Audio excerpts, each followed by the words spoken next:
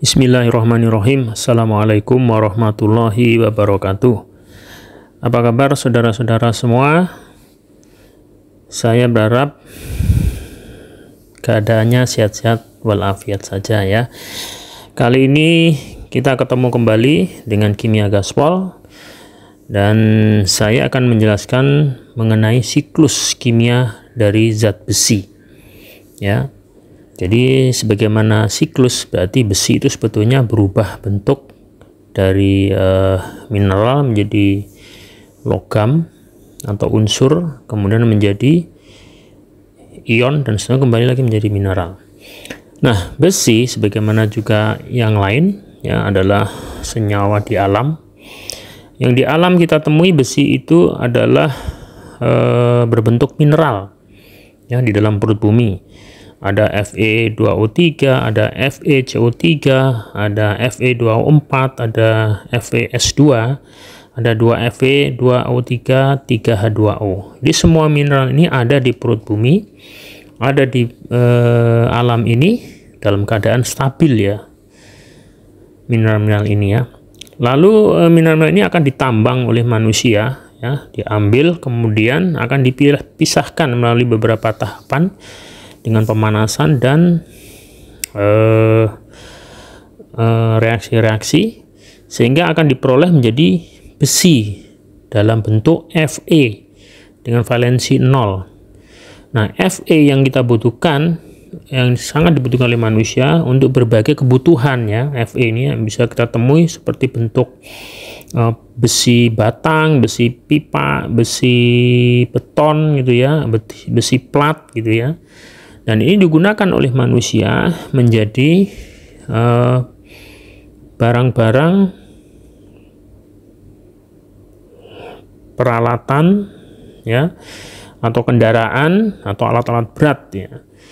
Nah, dalam penggunaannya Fe valensi 0 ini itu tidak akan tahan terhadap cuaca, kelembapan udara ya, panas dan seterusnya, karena Fe ini tidaklah stabil. Maka Fe ini harus diamankan melalui apa? Pelapisan, misalnya coating atau cat dan seterusnya.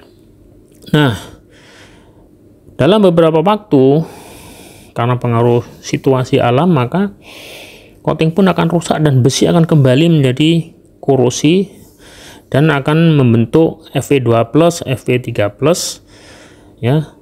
Selanjutnya akan berubah menjadi mineral-mineral di dalam larut air, perut bumi, dan ke dalam lapisan tanah.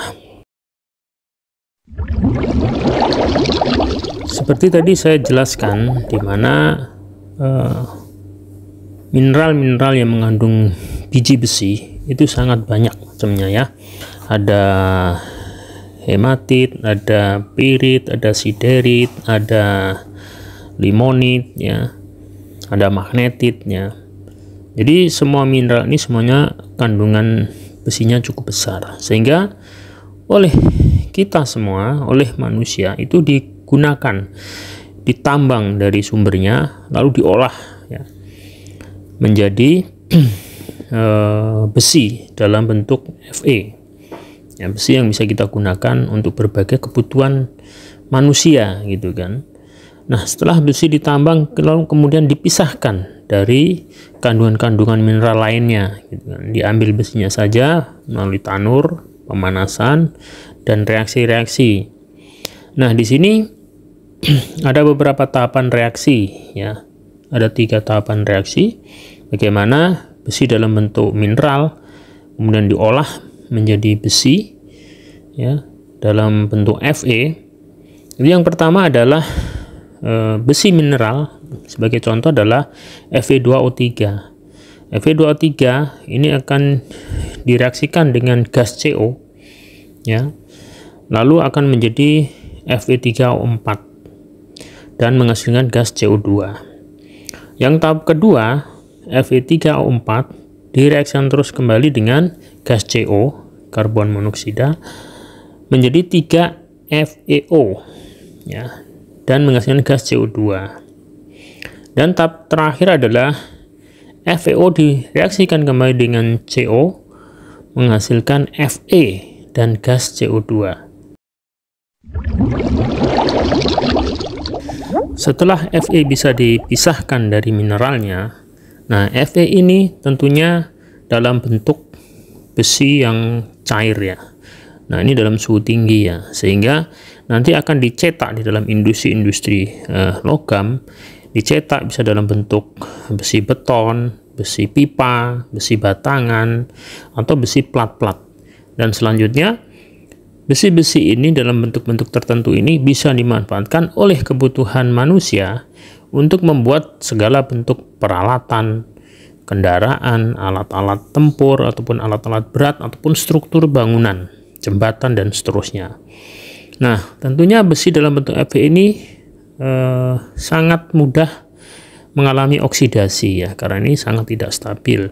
Nah, untuk mengamankan itu, mencegah korosi, mencegah oksidasi, dan agar lebih awet, maka semua bentuk tadi peralatan-peralatan itu, maka besi itu di coating atau dilapisi. Nah, pelapisan besi ini, permukaan besi ini untuk mencegah terjadinya oksidasi oleh udara, adanya air ya, hujan, kelembapan yang tinggi, itu akan menyebabkan reaksi korosi. Nah, apabila nanti coatingnya terkelupas, maka dengan sendirinya korosi akan mulai berjalan. Dan ini akan mengganggu kinerja peralatan-peralatan atau umur dari besi itu, karena besi tentunya akan kembali dalam bentuknya yang semula, yaitu membentuk ion-ion ataupun senyawa-senyawa. Maka penggunaan besi dalam bentuk Fe itu harus dibantu dengan coating atau pelapisan permukaannya. Peralatan-peralatan yang digunakan oleh manusia, baik itu kendaraan, mobil, alat tempur, alat berat, atau peralatan rumah tangga maupun struktur bangunan, semuanya pasti diberikan coating, bisa pengecatan, pelapisan dengan bahan lain ya, ataupun seperti pencegahan korosi. Nah, pencegahan korosi ini dimaksudkan adalah supaya peralatan-peralatan ini memiliki umur yang panjang. Namun demikian, proses alamiah di mana cuaca ya, panas, hujan, kelembapan, oksidasi itu akan terjadi terus-menerus, sehingga akan merusak lapisan coating daripada peralatan tersebut, yang pada akhirnya akan terjadilah korosi pada permukaan besi. Di sini akan dijelaskan beberapa tahapan korosi pada besi. Yang pertama, besi dalam bentuk Fe seperti tadi sudah saya jelaskan, di mana Fe itu adalah kondisi yang sangat tidak stabil sehingga butuh coating. Maka dalam keadaan terbuka, Fe ini akan kontak dengan H2O atau air dan oksigen, tentunya akan menjadi FeOH 2 kali.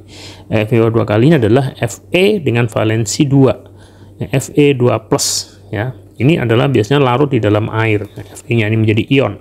Yang tahap kedua, FeOH 2 kali ini akan bereaksi lagi dengan air dan oksigen menjadi FeOH 3 kali. Nah, FeOH 3 kali ini adalah Fe dengan valensi 3+. Ini bentuknya menjadi kecoklatan atau kekuningan ya, orange itu ya. Ini sudah memiliki struktur padat ya. Yang terakhir, FeOH 3 kali ini akan terus menjadi Fe2O3 3H2O. Besi pada bentuk Fe tadi saya jelaskan tidaklah stabil. Tentunya pada saat besi Fe ini kontak dengan udara terbuka, maka resiko korosi pun sudah akan berjalan, di mana ada kelembapan udara, ada air hujan, ada oksigen, dan seterusnya. Ini mengakibatkan besi Fe ini mudah sekali mengalami korosi. Ya. Korosi ini adalah bentuk alami dari besi, di mana besi mengalami proses kimiawi alamiah kembali ke bentuk asal. Awal-awal besi akan mengalami korosi dengan perusakan besi dari besi Fe menjadi Fe2+, yaitu FeOH 2 kali. Lalu selanjutnya FeOH 2 kali akan berubah menjadi FeOH 3 kali. ya, menjadi berwarna. Selanjutnya akan semakin habis besi itu terkorosi, maka bentuknya akan berubah menjadi Fe2O3 dan kembali ke dalam bentuk-bentuk di alam, yaitu mereka akan larut di dalam air sungai, air tanah, ya, masuk ke dalam pasir atau tanah maupun bergabung dengan mineral-mineral lain. Terbentuklah satu besi yang bergabung dengan kandungan besi yang lain dan mineral-mineral yang ada di bumi. Lalu besi ini kembali lagi kepada alam. Dan besi-besi sebagai mineral di alam itu macam-macam. Ada yang Fe2O3 yang disebut dengan hematit, Fe2O4 magnetit, FeS2 pirit, FeCO3 siderit, dan Fe2O3 3H2O yaitu limonit. Nah, besi-besi ini pun kelak akan menjadi batuan-batuan mineral yang tersimpan di dalam bumi dan bisa digunakan kembali oleh manusia. Itulah siklus kimia dari besi. Terima kasih atas perhatiannya, semoga memberikan manfaat pengetahuan korosi ini ataupun siklus besi ini. Wassalamualaikum warahmatullahi wabarakatuh.